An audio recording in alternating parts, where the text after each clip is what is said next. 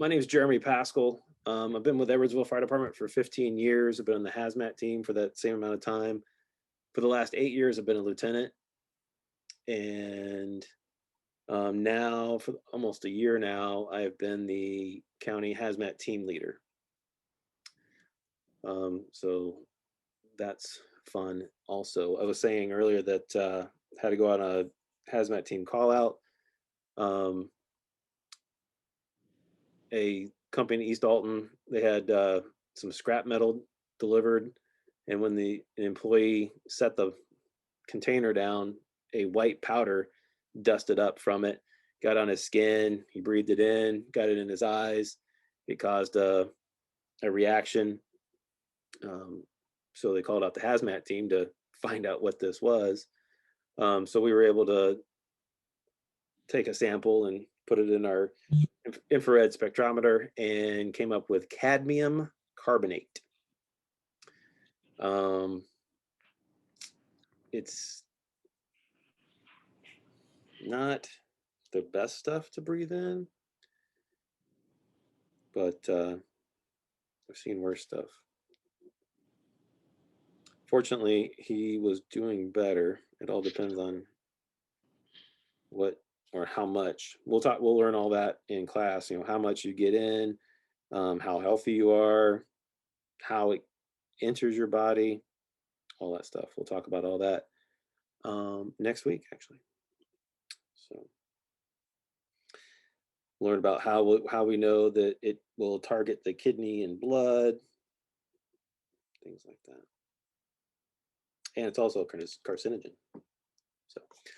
So that's the kind of stuff the hazmat team does. If you don't know what it is, we'll come help you. Now, I can't guarantee that I can tell you what it is, but I can always tell you what it's not, but I can't always tell you what it is. Fortunately, this time we were. All right, so if everybody's familiar with Blackboard, excuse me, hold on one second. Okay. So the way I'm going to do things is on the left here, we have announcements. So that'll be, just everything that gets added. Also, if I have a message, I'll put it on here and I'll send it to your email on file. The area that you're going to access the most. Did it stop screen sharing?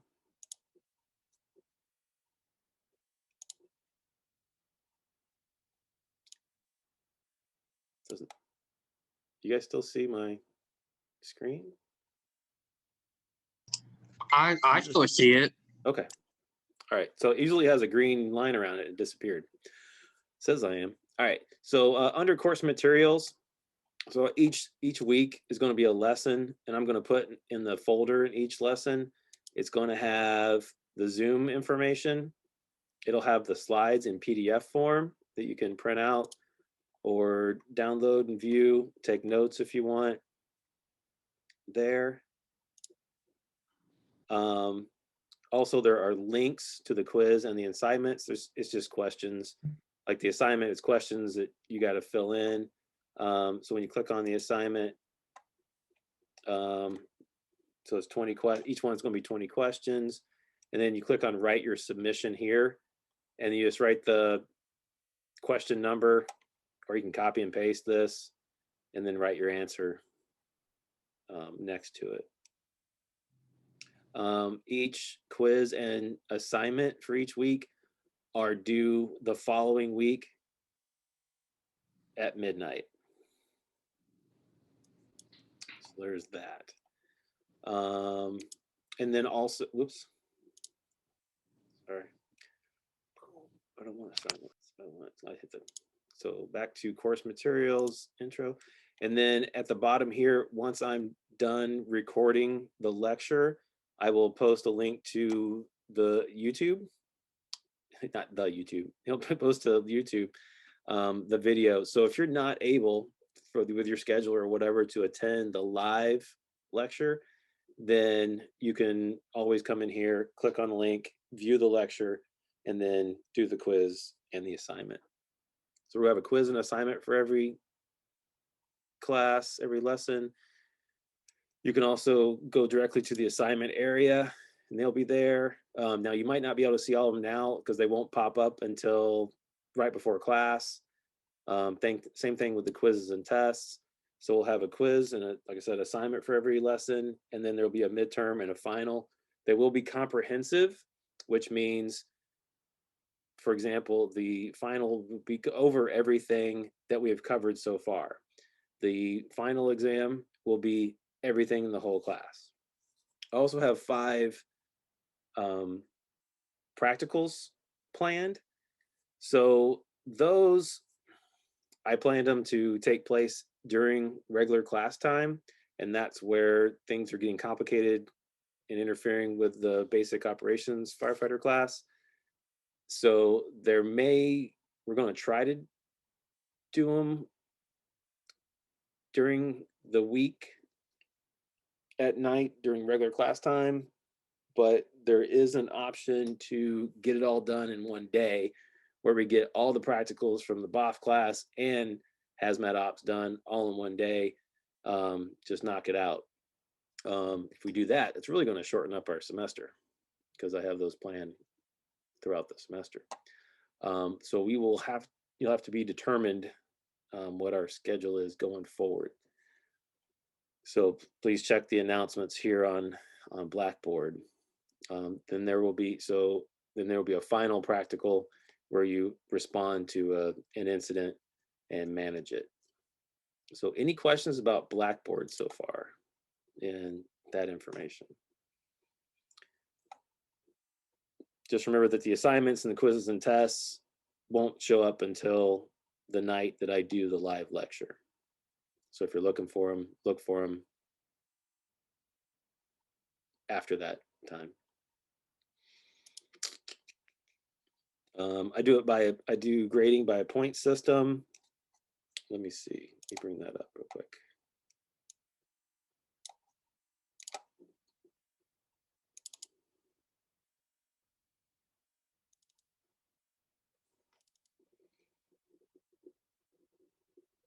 I was about to put this document on Blackboard and then they told me the schedule was possibly different, so I stopped. I didn't put it up there. So let me throw that up there.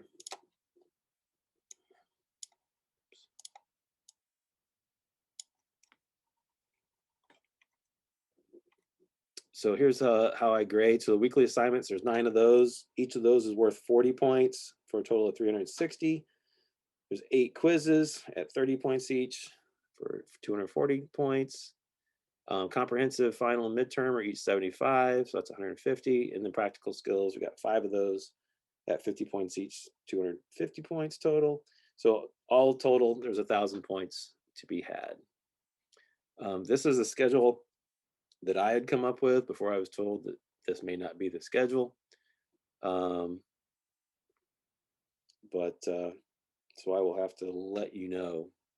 So we were going to have, not the last week, we were not going to have anything to do.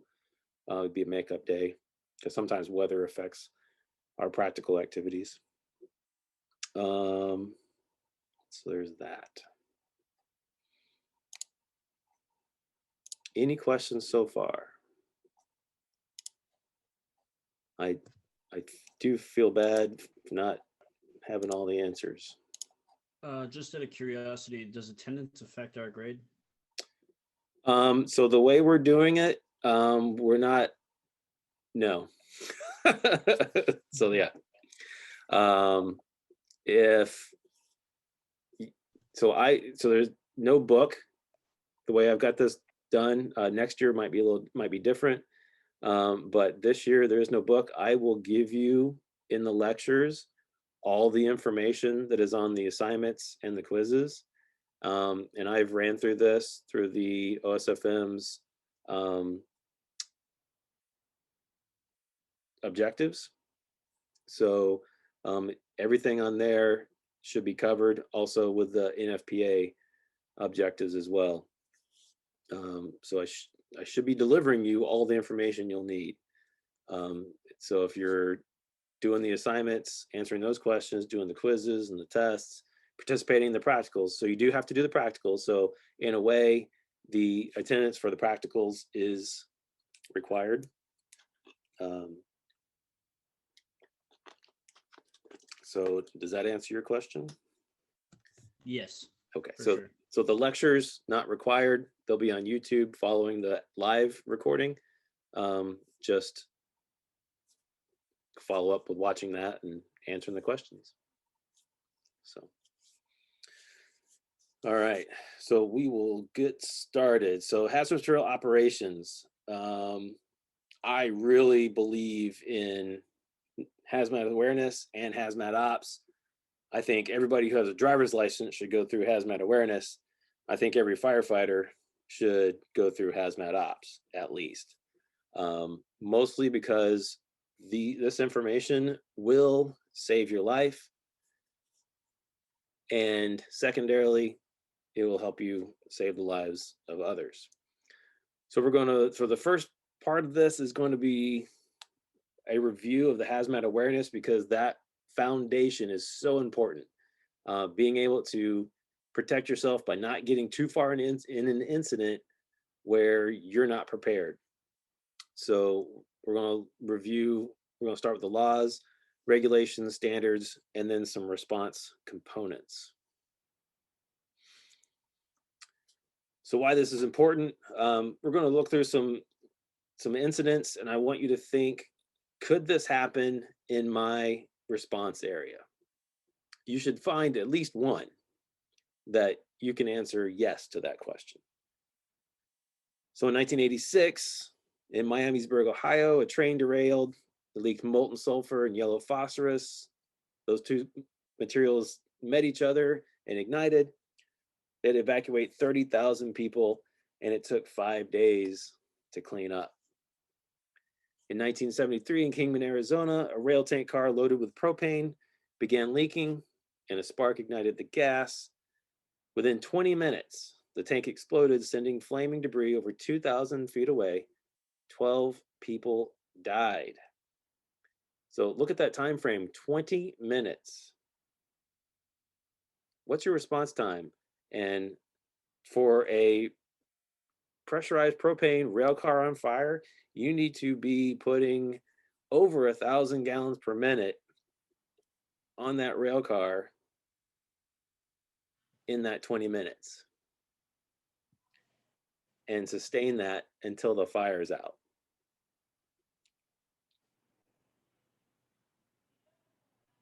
At least 1,000 gallons per minute. So think about, can I do that? Can I do that anywhere in my response district? If I'm in a rural area and I don't have a constant water supply, that may not be an option. So we'll talk about some other options. And you got 20 minutes to do it. That's why 12 people died, because they thought they could do something within 20 minutes.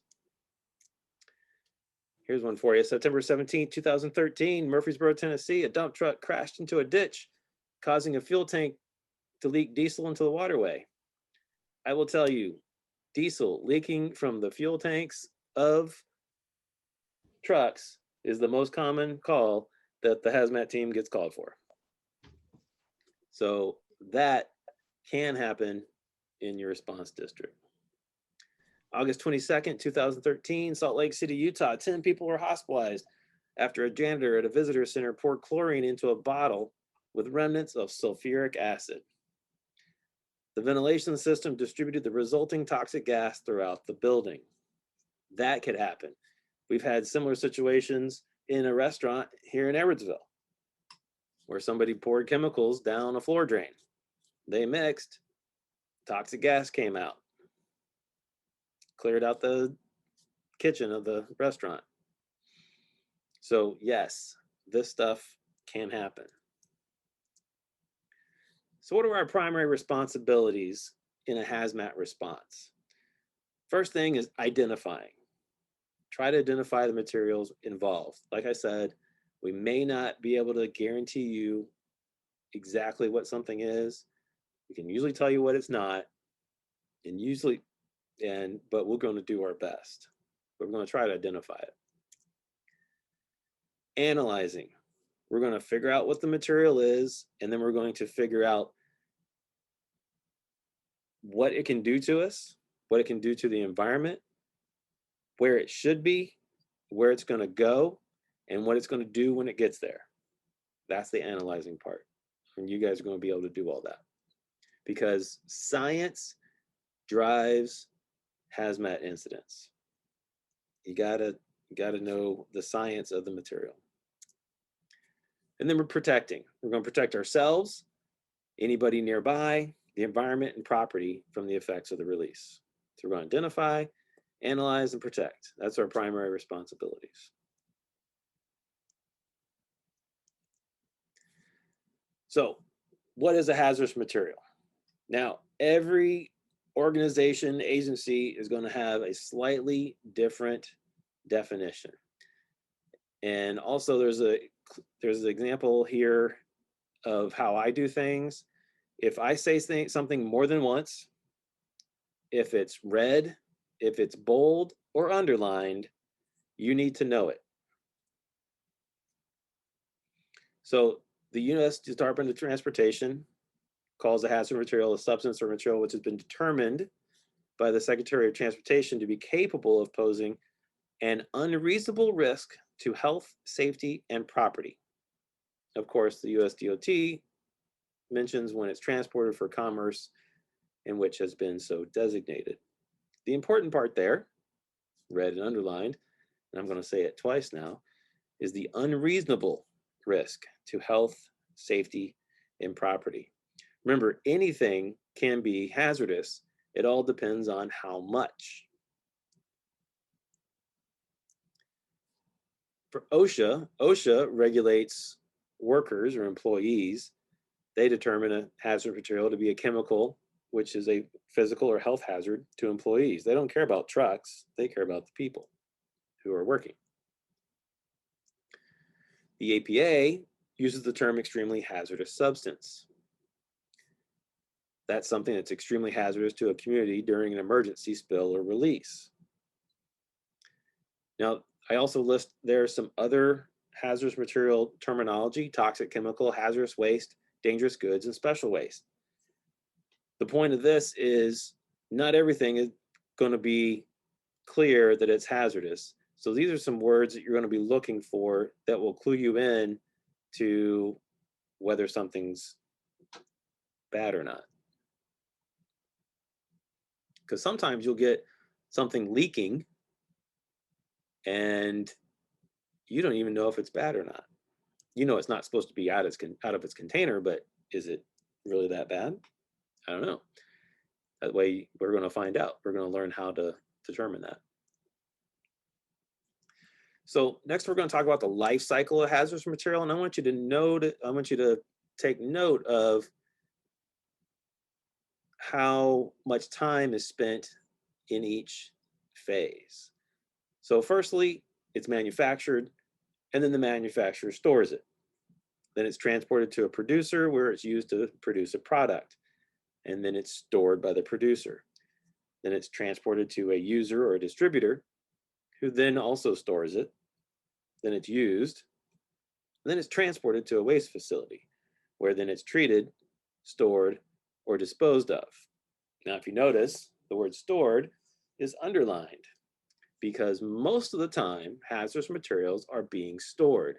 So when they're stored properly in the proper conditions and proper container, and the container is well maintained, everything's good. No problem. Most of the time when we encounter hazardous materials is when they're transported. When I say we encounter them as emergency responders, it's usually when they're being transported. But most of the time, they're being stored, which is good. They're in one place. Now we're going to talk about federal regulations.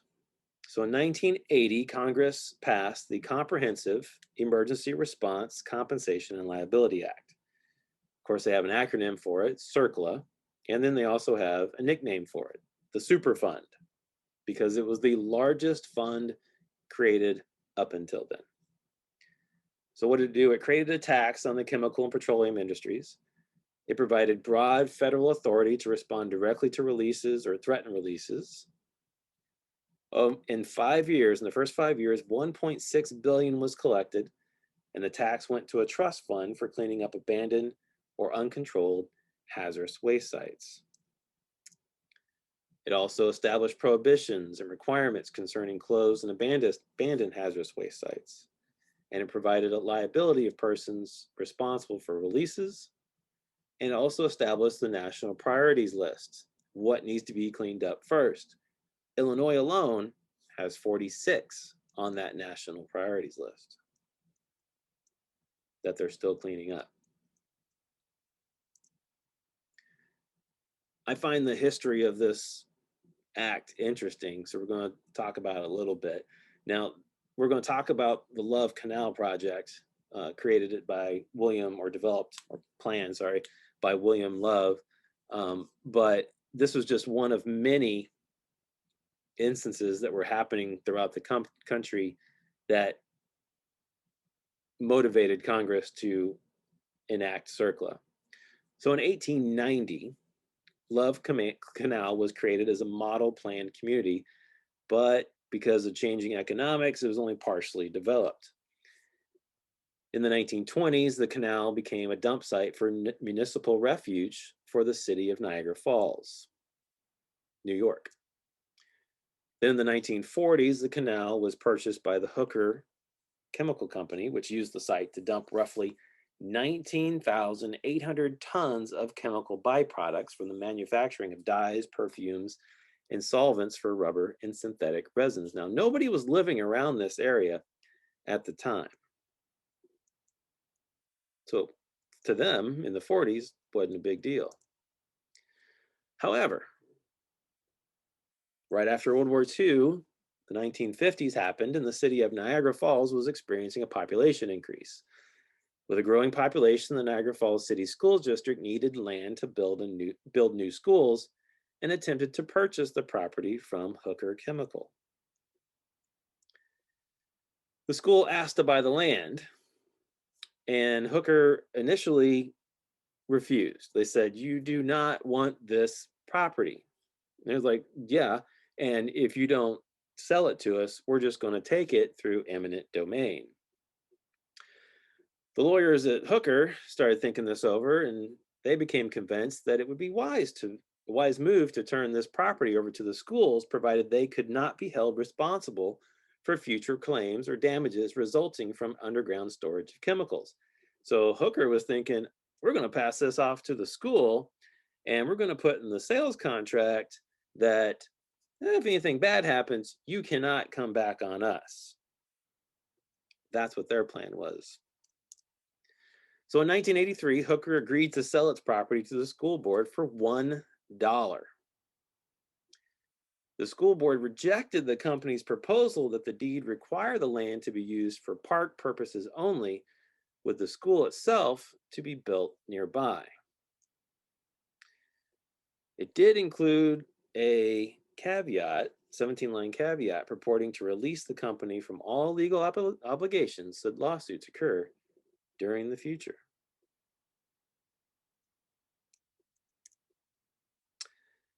So despite the disclaimer, the school board began construction of the 99th Street School in its originally intended location. But during construction, the school's architect wrote to the education committee informing them that during excavation, workers discovered 2 dump sites filled with 55 US gallon drums containing chemical waste. Despite warnings, 800 private houses and 240 low-income apartments were constructed on lands adjacent to the landfill site. So if you look at this picture here, I don't know the time frame. So this is where the canal, right behind the school here. This is where the canal was that they covered up. They built all these houses around here and the school. Yeah. Despite being told, don't do that, they did it anyway. So I found this little map here, this little diagram. So the way they encapsulated it, they had the canal here and they lined it with clay and then covered it with a clay cap as well. There was no plastic type liner in this clay canal. And so over the decades, the clay cracked and the chemicals started seeping into nearby basements. After the exceptionally wet winter in spring of 1962, the elevated expressway turned the breached canal into an overflowing pool. So they put another roadway in the area, which trapped all the water and the groundwater, and it seeped into the chemical area. People started reporting having puddles of oil or colored liquid in their yards or basements. In 1978, there were 410 children that attended the school there.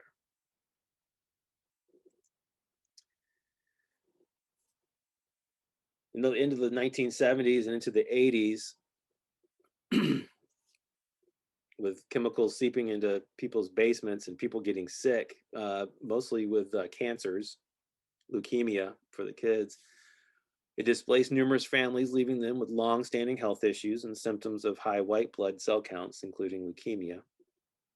And this spurred Congress, one of many issues that spurred Congress to enact CERCLA, because who's going to clean this up? School district didn't have the money to clean this up, buy out all those houses.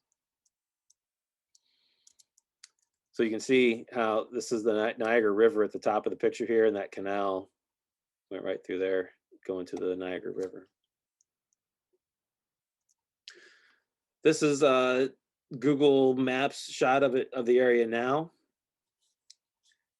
It was named a Superfund site, demolished the neighborhood, and the cleanup was ended during 2004, 30 years later.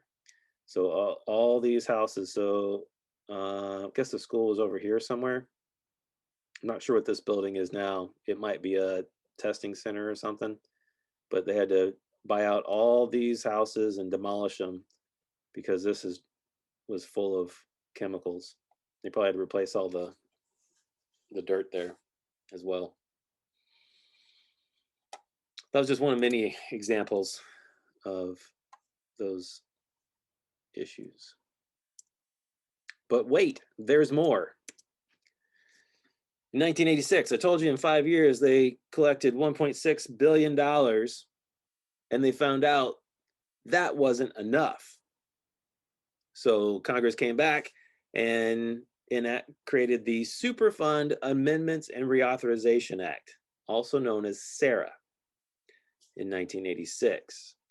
So SARA stressed the importance of permanent remedies, innovative treatments and technologies in cleaning up these sites, new enforcement and settlement tools, increased state involvement, so it wasn't just on the federal government, encouraged greater citizen participation in how sites were cleaned up, and increased the size of the trust fund to $8.5 billion. There are multiple sections called titles in SARA. Most of what our issues are, or our responsibilities, are in SARA Title III.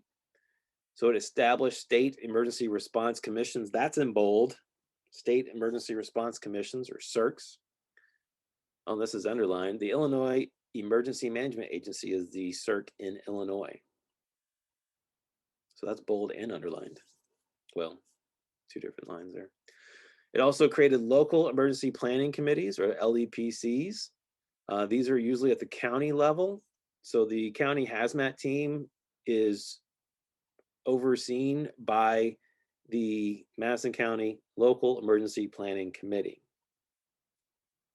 That's who governs the hazmat team. IEMA, the Illinois Emergency Management Agency, also receives notifications of hazardous material inventory. So if there's a company that is storing or manufacturing chemicals on site, and it's a different amount for every chemical, they have to report that to the state so that we have an idea of what's going on, what's being stored there, and IEMA receives those. So also, Title III is called Emergency Planning and Community Right to Know. So let's talk about what the LEPCs are required to do. They are required to write emergency plans to protect the public from chemical accidents. They also establish procedures to warn and, if necessary, evacuate the public. So they have plans in place. And so if a chemical is released and it's going to affect a large area, there's a plan in place to notify the affected area. And also there are plans on how to move those people out and where to put them. SARA Title III also provides citizens and local governments with information about hazardous chemicals and accidental releases in their communities. And consider this, it's not considered a release if it's a fixed facility. It's not considered a release unless it gets outside their property. So if there's a spill and it stays on their property, they do not have to notify anybody. LEPCs also assist in the preparation of public reports on the annual release of toxic chemicals.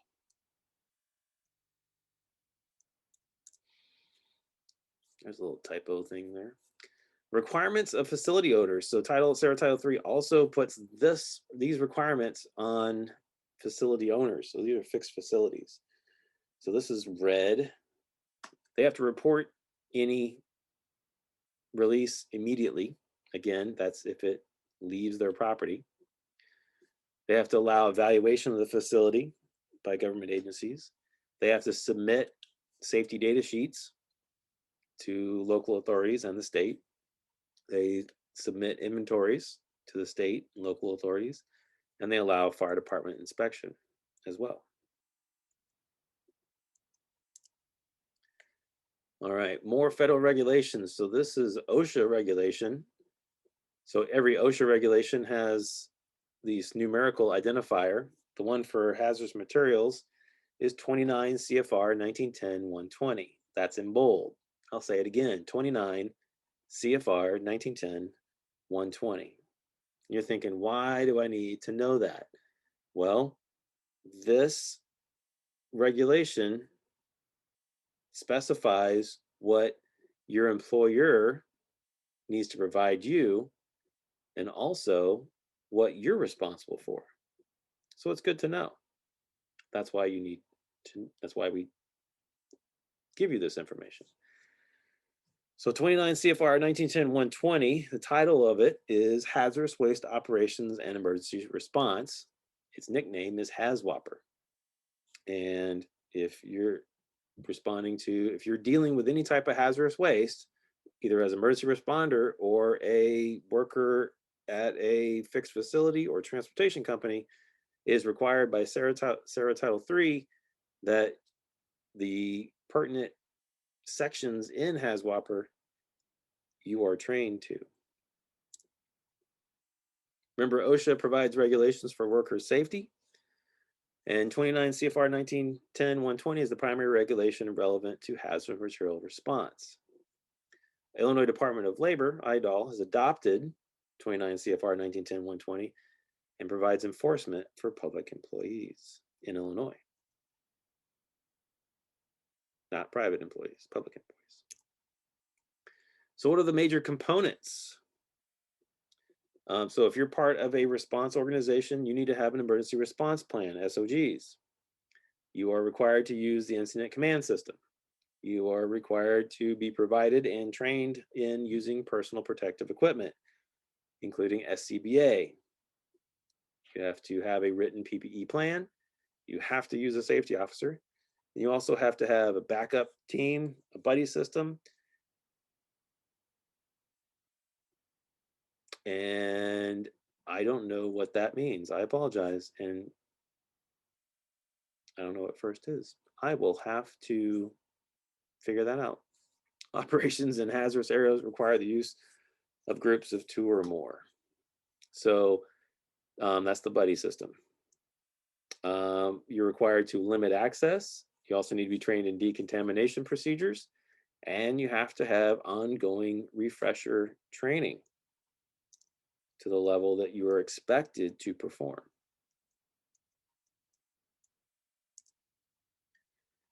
So HAZWOPER also identifies the roles of personnel in a hazardous material incident. They are in line with the NFPA roles as well. So the lowest level is first responder awareness. These are people likely to witness or discover a hazardous substance release who have been trained to initiate an emergency response sequence by notifying proper authorities of the release. So what do? They do isolation, identification, and notification.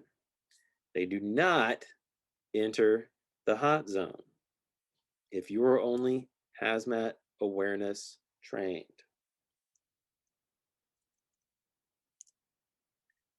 First responder operations. These are individuals who respond to releases or potential releases of hazardous substance as part of the initial response to the site for the purpose of protecting nearby persons, property, or the environment. They are trained to respond in a defensive fashion, the red underline, defensive fashion, defense, operations, defense, without trying to stop the release. So what actions do first responder operations personnel take? Defensive control tactics. So operations, anytime you at somebody, if you're asked what primary role do operations level personnel perform, it's defensive plan, defensive control, anything associated with defense. Hazardous material technician. These are individuals who respond to releases or potential releases again, but for the purpose of stopping the release. They will approach the point of release in order to plug, patch, or otherwise stop the release of a hazardous substance. These are known as offensive operations. They perform offensive control tactics.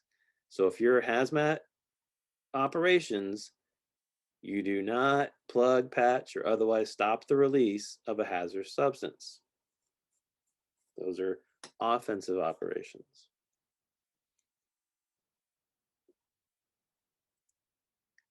There's also a hazardous material specialist. They respond with and provide support to hazardous material technicians. They require more directed or specific knowledge than a technician. These are somebody maybe who specializes in radiation or biological hazards or chemical hazards. Also identified a role as the on-scene incident commander. We'll talk about their responsibilities later. But they also need to have training beyond awareness level. If you are trained only to the awareness level, you cannot be a hazardous material incident commander. Some other requirements that HAZWOPER provides is medical surveillance or a physical. So when does HAZWOPER say you need to have a physical? Prior to response. So before your employer can require you to respond to a hazardous material incident, you need to have a physical. Also, members of hazmat teams. Our hazmat team gets physicals paid for by the team. Also, any emergency response employee who exhibits signs or symptoms of exposure. So if anybody who goes on a hazardous material incident and they develop signs or symptoms, then they need to have a physical exam, medical evaluation. When does this occur? At least once every 12 months, as you continue to be expected to respond. Also, at the termination of your employment, or if you're reassigned, so if you're no longer going to be part of this response organization, fire department, or whatever, then you need to have another physical to establish where you were when your medical status when you departed, and more frequently if a physician so determines. This is bold, this is underlined. Medical consultations or evaluations or surveillance are the financial responsibility of the organization, not the emergency responder. Again, if your employer requires you to respond to hazardous material incidents, then they are the ones who are financially responsible for your medical evaluation by federal law. It's not your responsibility. You can go get one extra one if you want, but that's on you. All right, so those are the federal regulations that we have to deal with. Now we're going to talk about standards. We're going to talk about consensus standards. So consensus standards are documents prepared by organizations which are advisory. Some examples are the National Fire Protection Agency and the American National Standards Institute.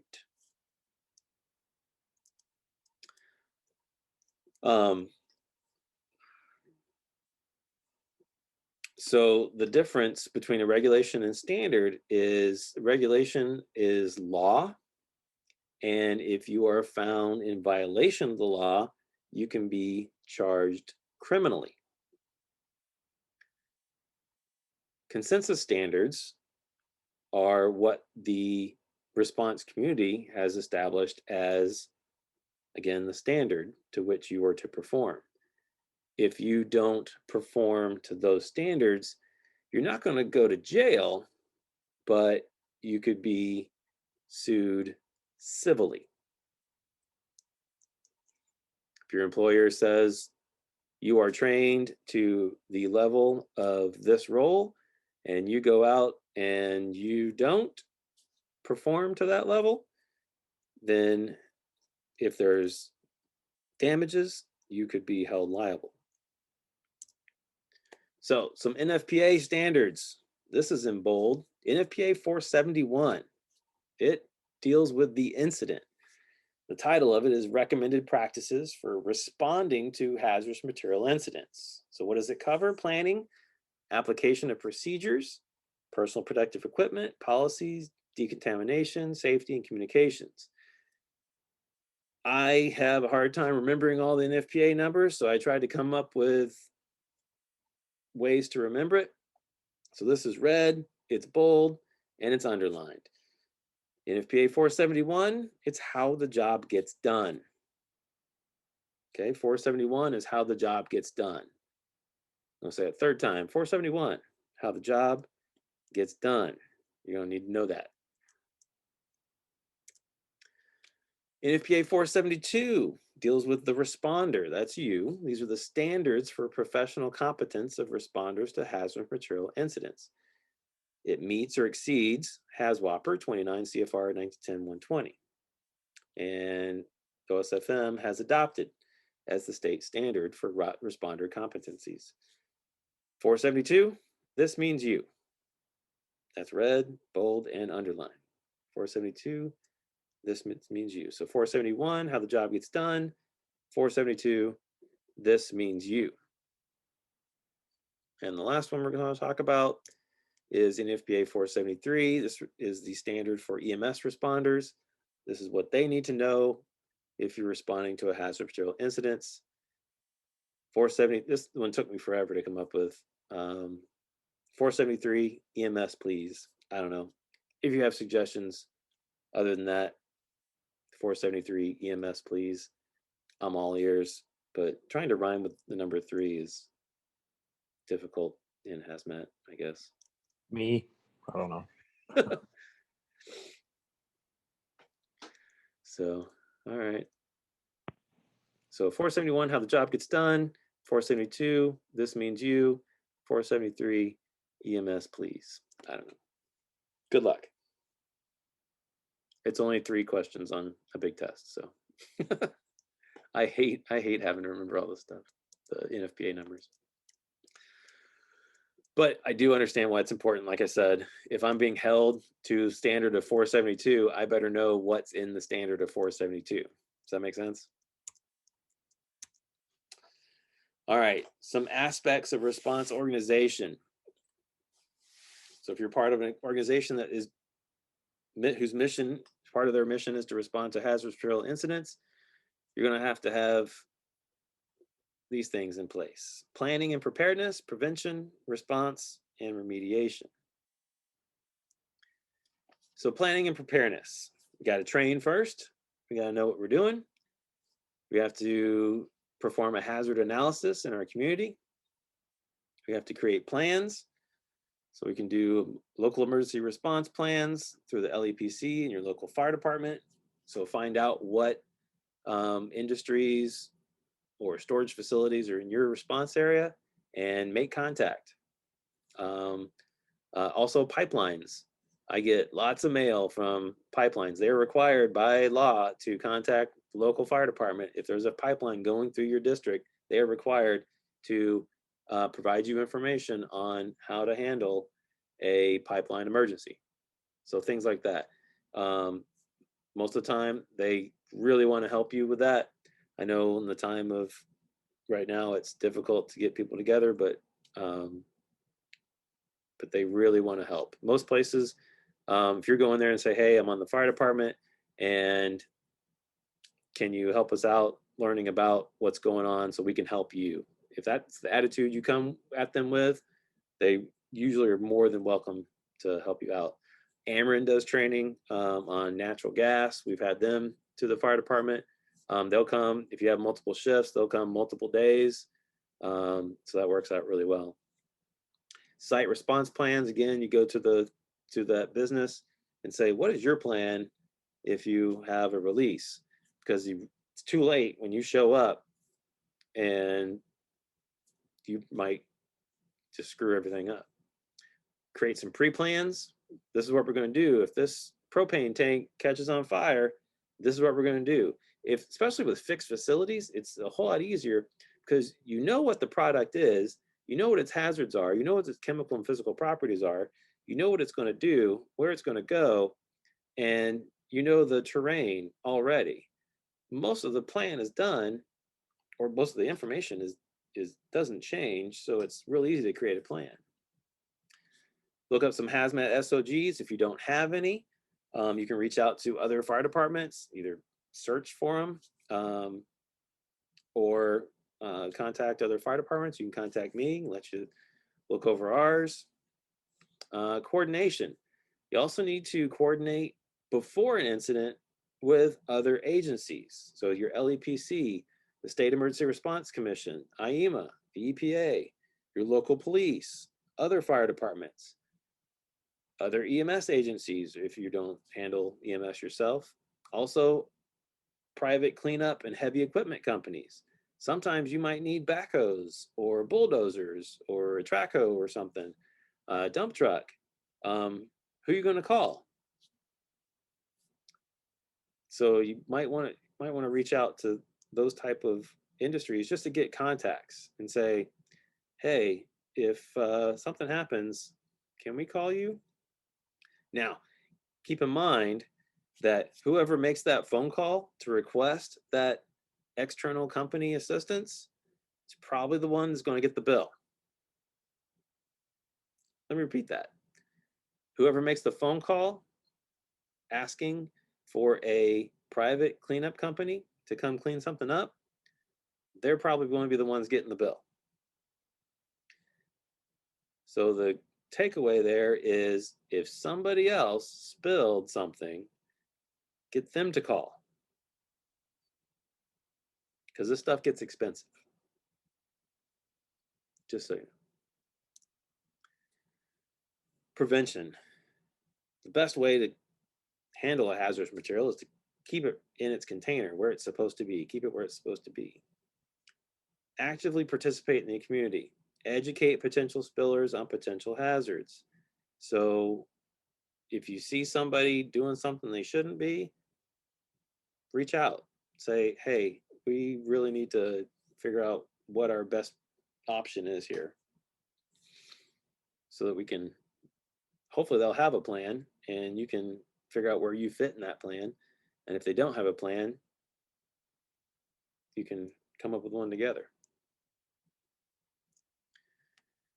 The next aspect is response.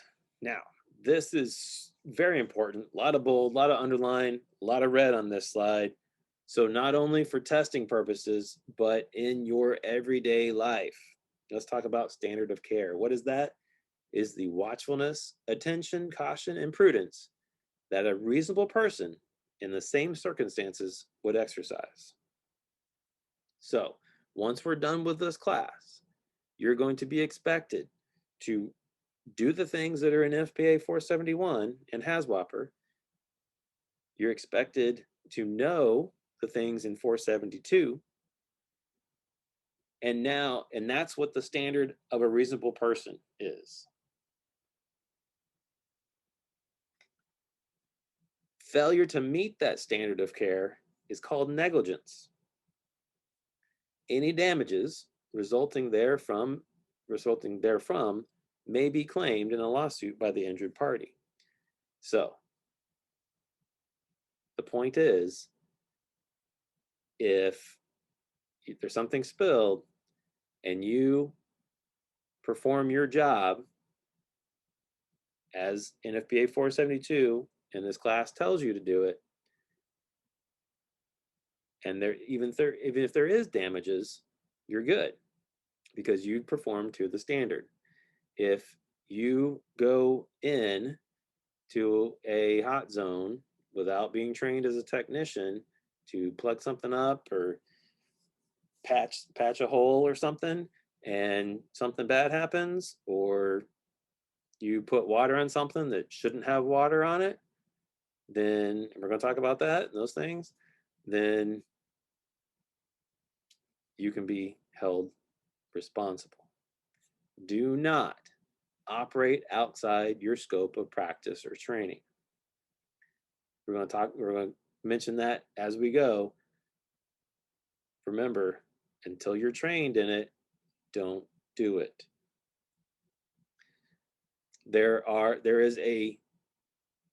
I see this in the hazmat awareness class especially. So remember, awareness, you see something, you recognize it, and you call for help. A lot of people in the hazmat awareness class, they see victims, they want to go in and save them. That's a great motivation to have. But if you are not properly trained, don't have the proper PPE, then you risk becoming a victim yourself. Please protect yourself and do not operate outside your scope of practice or training. Oh, there it is again. We just talked about that. So if you're only trained to awareness, don't put on a chemical protective clothing and enter a known or potential hazard area.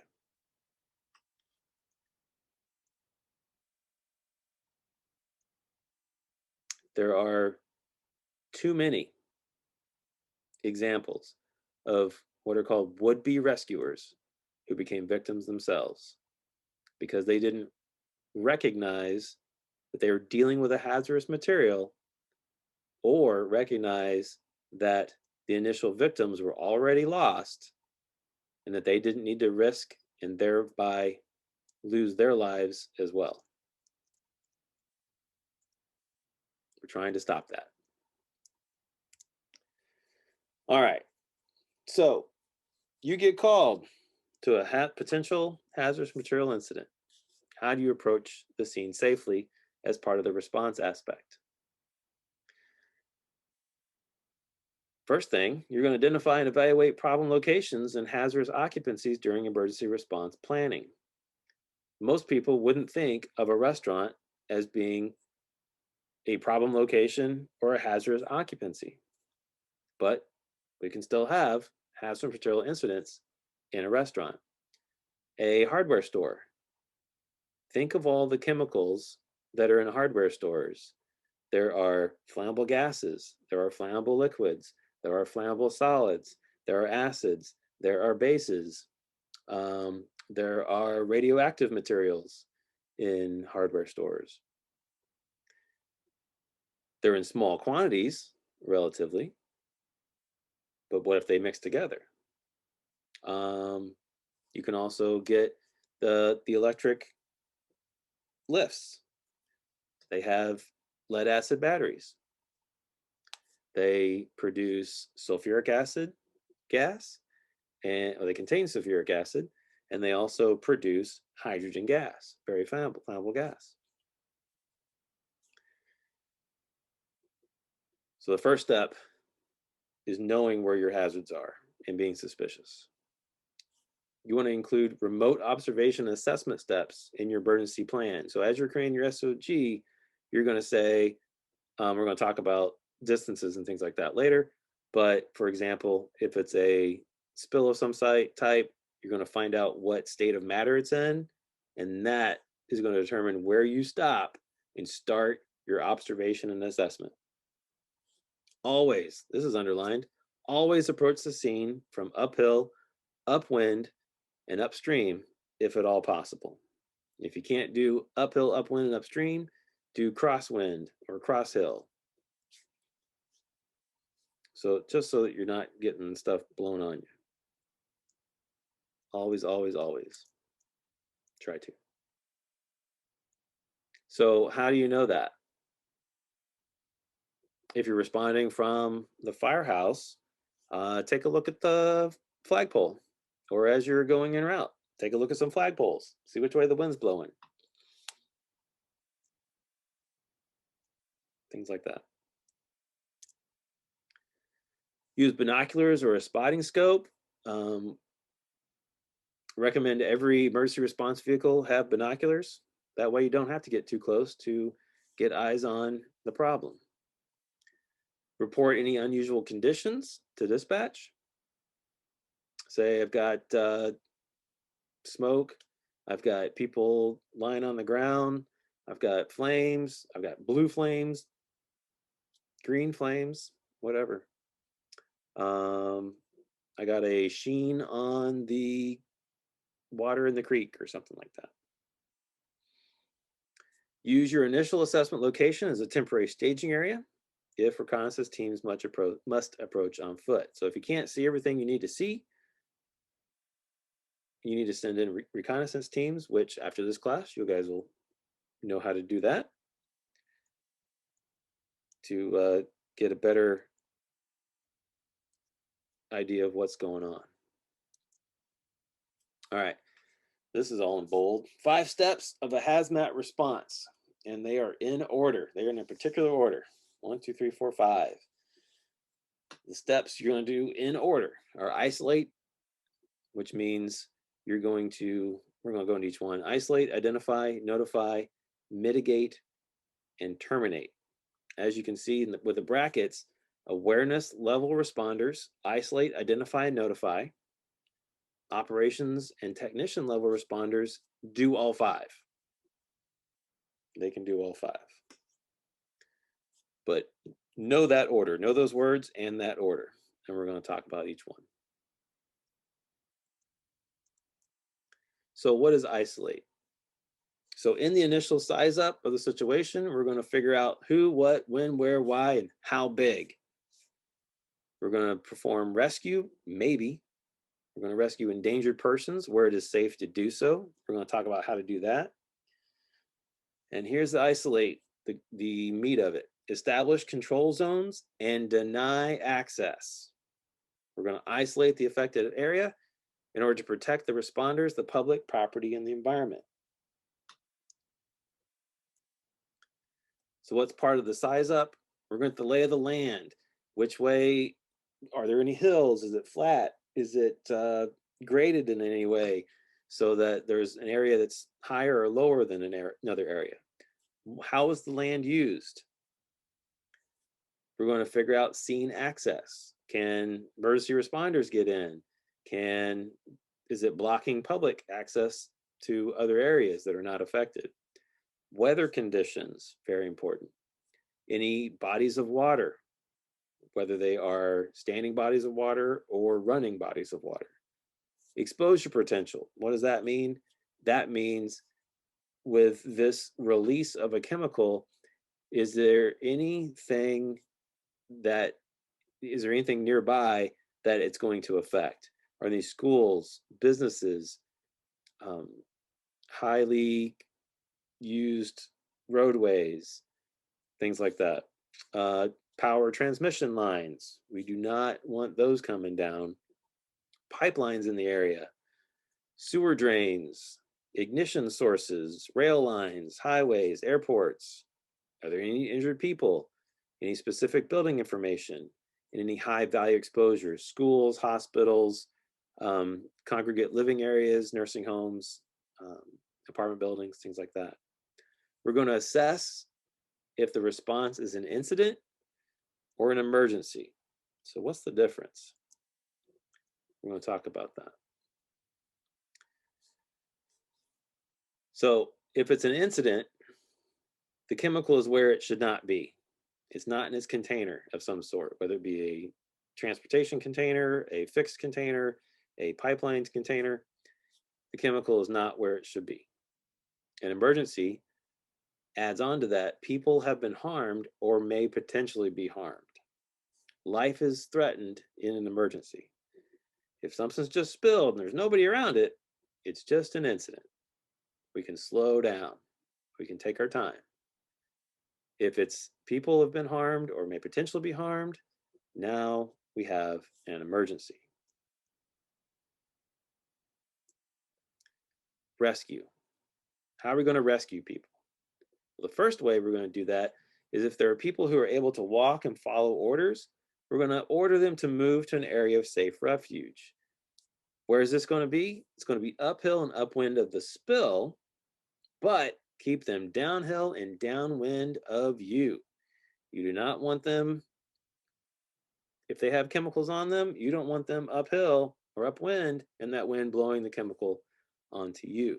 So we're going to move them kind of off to the side somewhere until we can get some other things happening. We want to get them out of the immediate spill area. That way it reduces their exposure. What if they're unable to walk or follow orders? If you are trained to wear bunker gear and SCBA, since in all incidents, our three priorities are life safety, incident stabilization, and environment and property preservation. That's always our three priorities. If you are trained to wear bunker gear and SCBA, then you can go in and effect potentially viable rescues. So what does that mean? That means if you have a reasonable expectation that that person is still alive, go in, grab them, drag them out. If there is any question as to whether they are alive or not, you do not enter that hot zone. Because your bunker gear and SCBA can protect you somewhat from some things. It's no guarantee.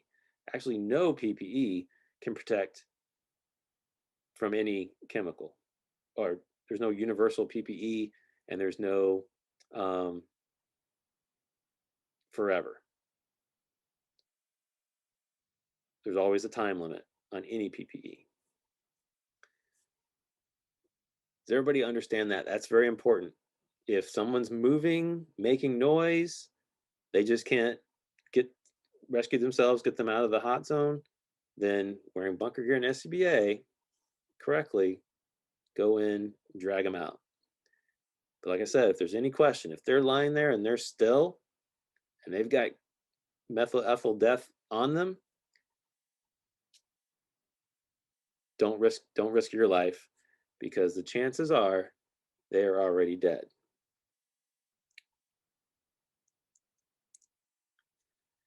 The isolate portion, you're going to establish control zones and deny access. So how are you going to do that? We're going to practice this. We're going to use the emergency response guidebook. Every emergency response vehicle should have an emergency response guidebook. The latest edition is the 2020 edition. They make one every 4 years. It helps you guide you into your emergency response initially. If you don't have that, here is a rule of thumb. No guarantees, If you're dealing with a solid, you want your isolation zone to be 75 feet from the center of the, or the actually the edges, outside edges of the spill. If it's a liquid, you want to start at 150 feet. If it's a gas, you're going to be 300 feet. So I always try to imagine everyday equivalents. So, for example, a liquid at 150 feet, I know a length of fire hose is about 50 feet. So with the solid, I take the distance of a fire hose and add half. With a liquid, that's 3 fire hoses. A gas, 300 feet, that's a football field. That's pretty far away for a gas. Now, can we reduce these isolation distances? Absolutely.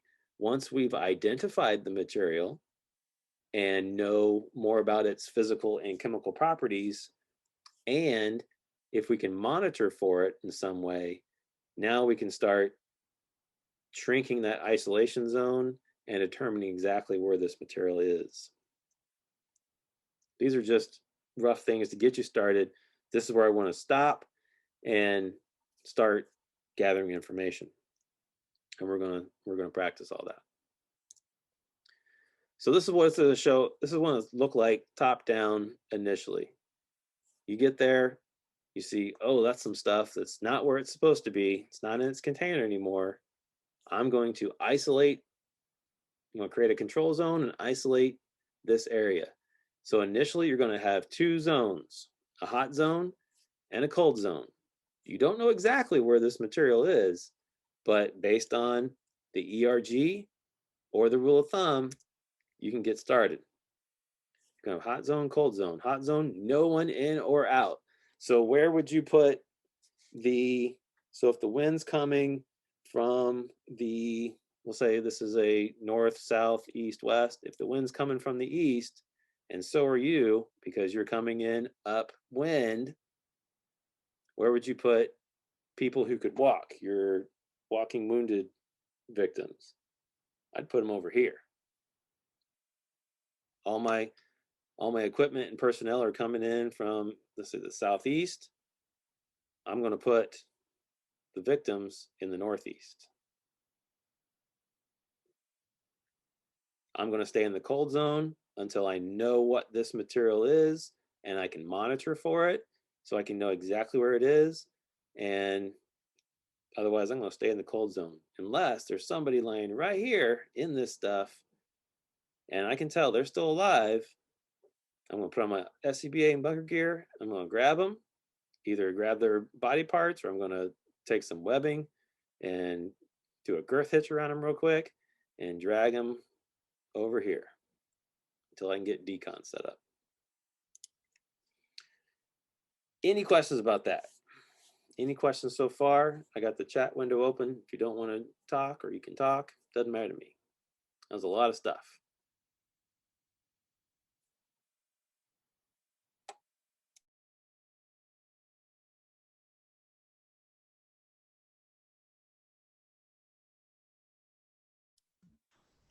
All right, no questions so far. Oops. Little funny picture. I hope this is training. They're not actually responding to a hazmat situation, but just gives you an idea. Deny access. Don't let people just wander into your hot zone there. All right. So that is the end of lesson 1. Again, any questions?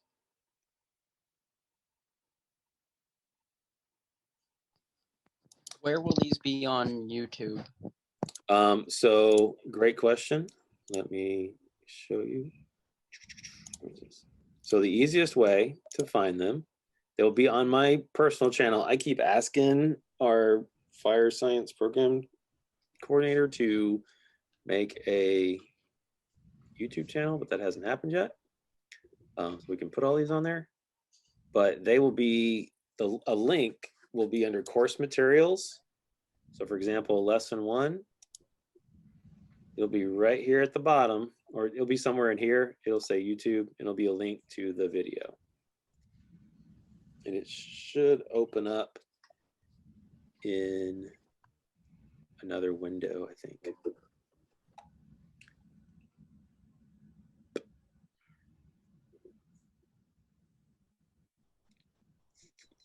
So when you're doing the assignment and the quiz, with the assignment, use the slides. It's like a homework assignment. Use the slides, use the video.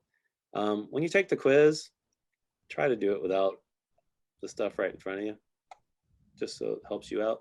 My goal is to have you see this stuff multiple times. That way it's easier to remember. And like I said, my thought is we talk about something, we talk about how to do something, and then we go practice how to do it. And then eventually we'll just build up until you guys can manage an entire scene yourselves.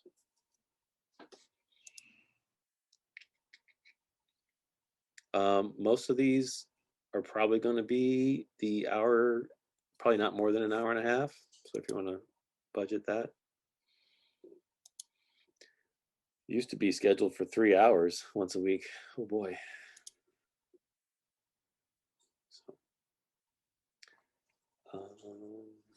So there we go.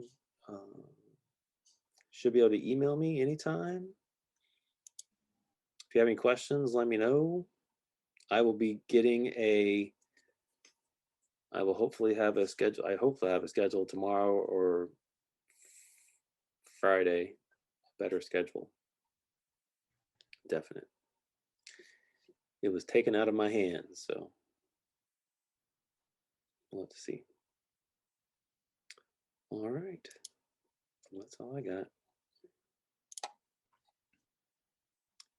If there's nothing else, you guys have a great evening and a great day, and I will keep in touch.